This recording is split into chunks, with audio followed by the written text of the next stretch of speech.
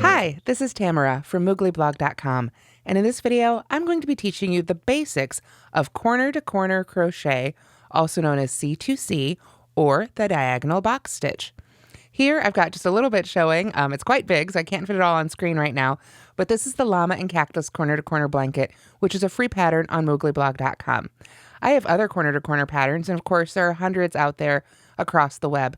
But I wanted to do a couple videos here going through the basics of corner-to-corner crochet so that you can then use this technique on any project and any pattern you like. For this demonstration, I will be using Red Heart with Love and a Furls K-hook. Those just happen to be the same ones I used for this free pattern. If you'd like links to the yarn, the hook, or this free pattern, as well as the right and left-handed video tutorials, please be sure to visit the link in the description. Now let's go ahead and get started learning how to corner-to-corner crochet. Okay, there are a couple different common methods for making the corner-to-corner stitch, but I think the most common one is using double crochets. So that's the one I used in the Llama and Cactus blanket and the one I'm going to demo for you here today. With a slip knot on our hook, the same way we start most crochet projects, we are going to chain 6. So 1, 2, 3, 4, 5, and 6. Then, at this point, I should point out, I like to work into this back hump. If you look at a chain, this is the back hump, and here's that top V you might be used to working into. I really like to work into that back hump at this point. It's just a little bit easier, you don't have to twist that chain at all, and you end up with a nicer edge for any edging you might work into it. So, after you've chained 6, we're going to yarn over, skip the first 3 chains, 1, 2, 3, and double crochet in each of the remaining chains. So we start with a double crochet in that first chain, after the skipped 3, that is. Then in the next, and then finally a double crochet in that last chain. Mine does not want to go in there. There we go. All right.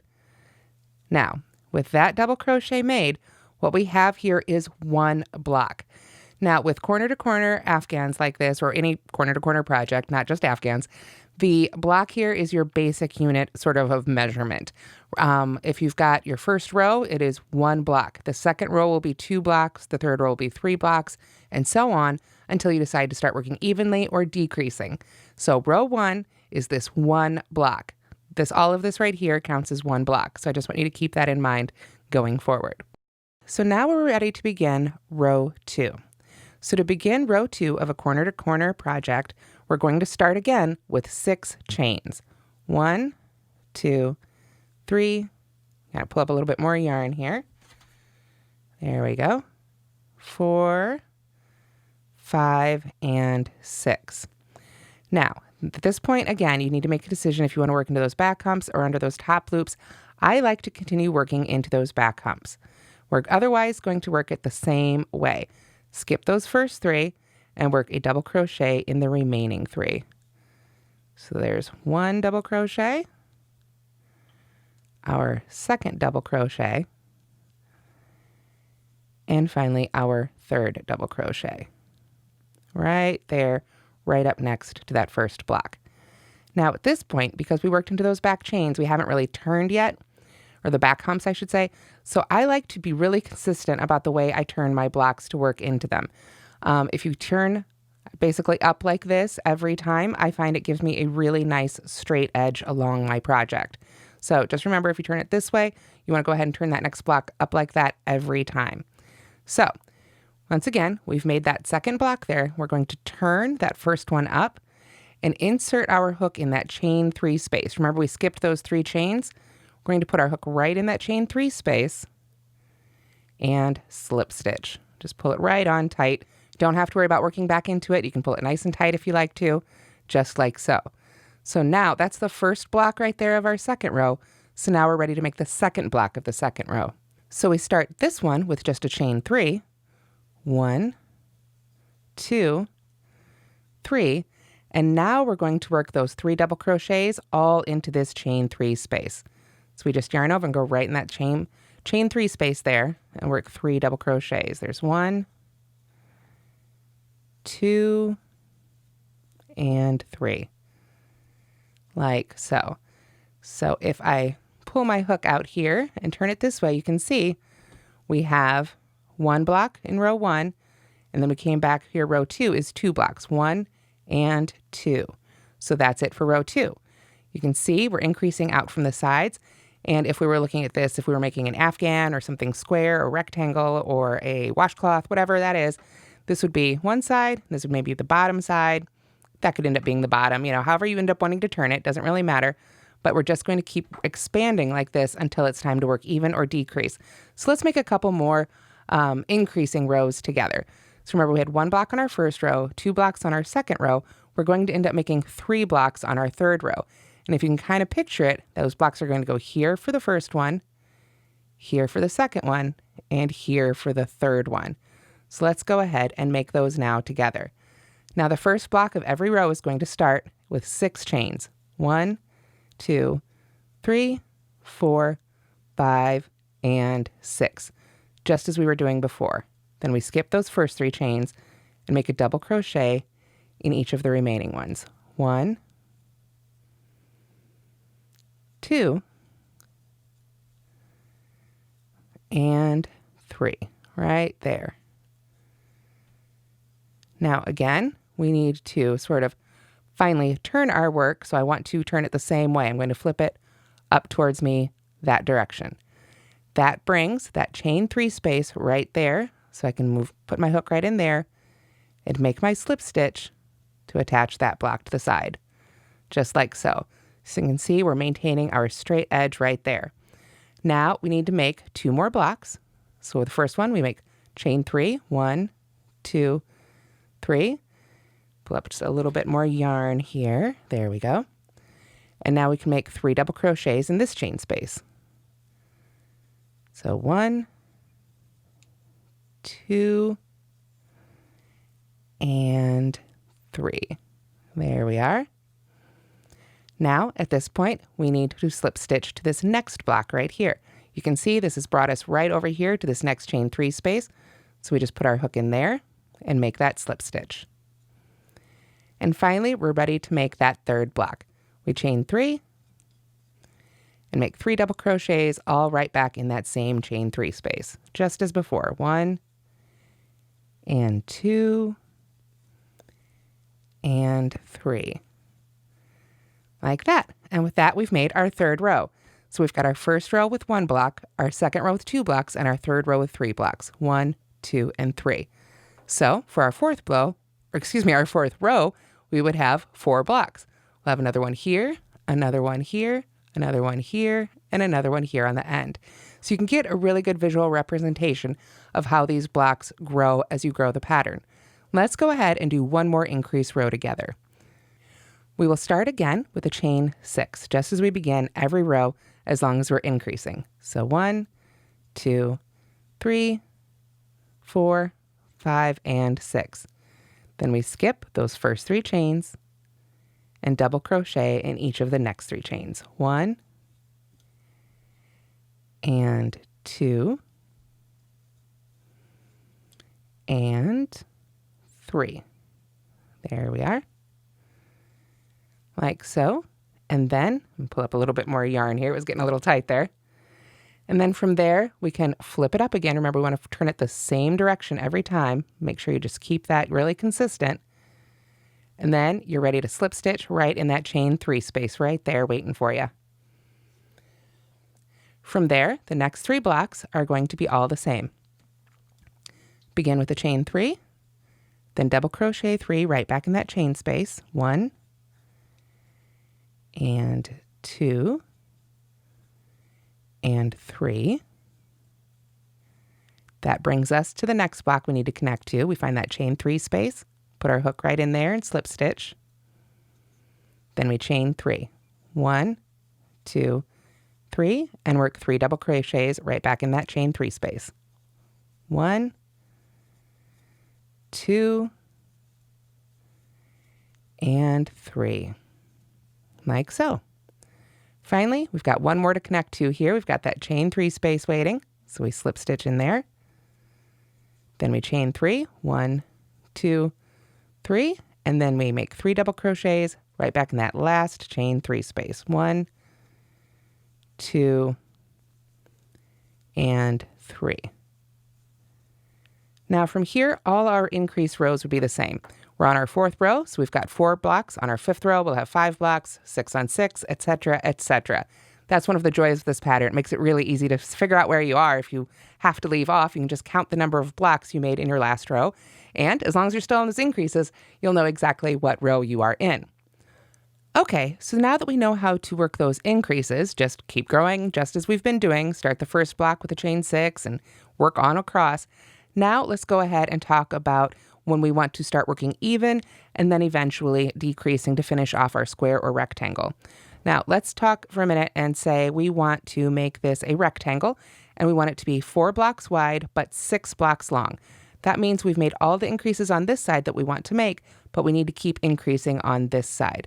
So what we're going to do is rather than chaining 6, we're going to go ahead and turn our work, and now we're going to loosely slip stitch into each of these double crochets.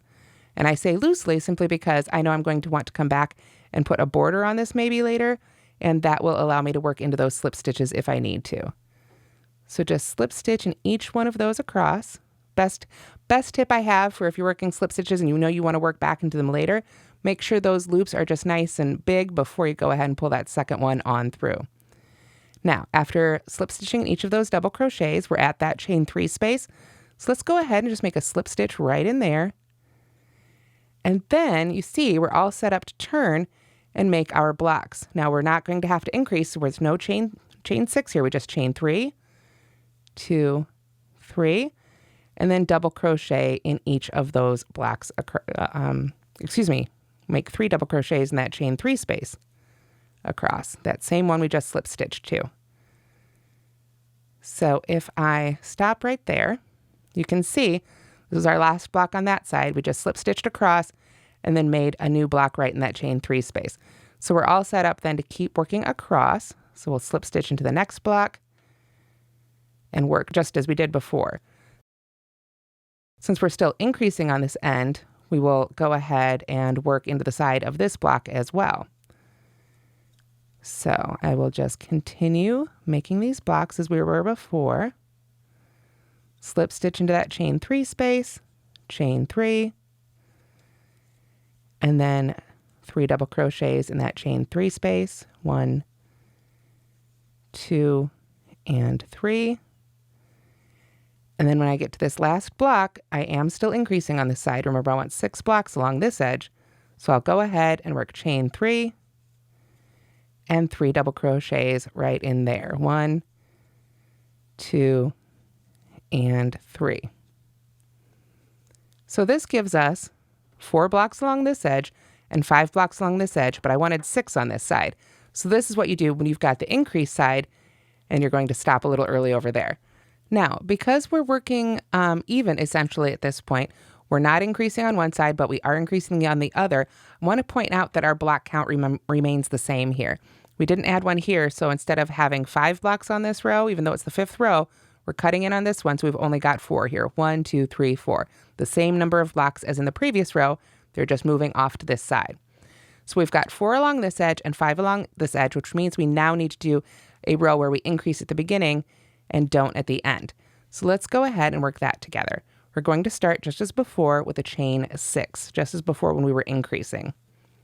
So let's see, is that 6? 1, 2, 3, 4, 5, 6. Yep. So then I will double crochet, skip those first 3, of course, double crochet in each of the last 3. 1, 2, and 3. There we are. And then once again, make sure you turn your work that same way, just to maintain that really nice looking edge right there. And then go ahead and work into the row just as before, and it will all be the same right up until we get to that last block. So just as before, we chain 3, 1, 2, 3, I work 3 double crochets in that chain 3 space. 1, 2, and 3. Pull up a little bit more yarn here. Then we go to that next block, slip stitch into there. Chain 3, 1, 2, 3. 3 double crochets back in that chain space, 2 and 3, slip stitch into that next chain space, chain 3, 1, 2, 3, 3 double crochets in there, 1, 2, and 3. And then you can see we've got our 4 blocks again, 1, 2, 3, 4, and we're right up to that side. So what we want to do here is simply slip stitch into that block right there so we can anchor this block down like so. And then we're not going to chain again. We're going to go ahead and turn our work. And then remember how we handled that one? We just slip stitch on across the double crochets that we just made until we get right back to that chain 3 space. So there's 1, 2, and 3.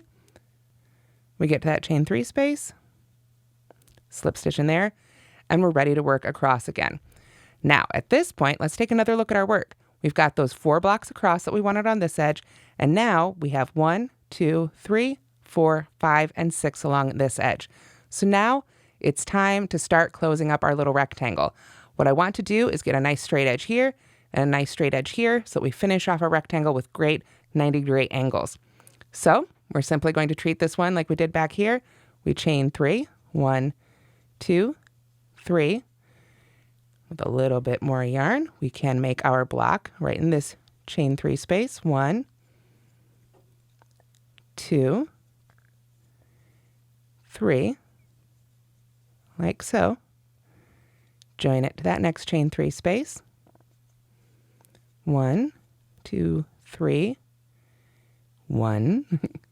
Lots of 3s in this. 2 and 3 for the double crochets. We're almost there. Slip stitch to that next one. 1, 2, 3 for the chains. And oops, caught the yarn a little bit there. Let me pull that back through. Gave myself a little bit of a snag. We'll just give that a wiggle and it'll straighten right out. There we go. 1, 2, and 3. And now, because we don't want to increase along this side at all anymore, pull that through back a little bit. There we go. What we're going to do is just slip stitch in that last chain 3 space, just as we were doing before. And now we turn to work back along this edge. So because we did not add any blocks on this edge or on this edge, now we are decreasing the number of blocks too. Remember before we had 4 blocks in the row. Now we have 3 blocks in the row. 1, 2, and 3. So as we continue decreasing, you can see our next one hopefully will have just 2. 1 there and 1 there. So let's go ahead and make that together. Not going to chain, I'm just going to turn and slip stitch in each of those double crochets I just made. 1, 2, and 3.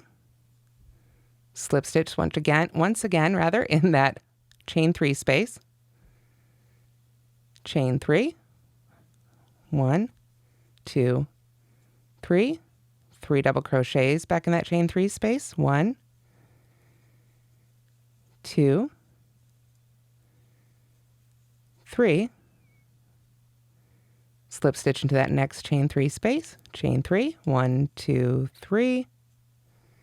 3 double crochets. 1, 2,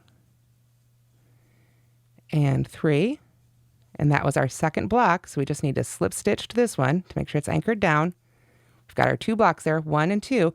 So now we just need one more little square here. If you hold it up, you can see we just have 1 square missing to finish off our rectangle right there. So that's the one we'll make now. We'll turn our work, slip stitch into each of those double crochets we just made. 1, 2, and 3.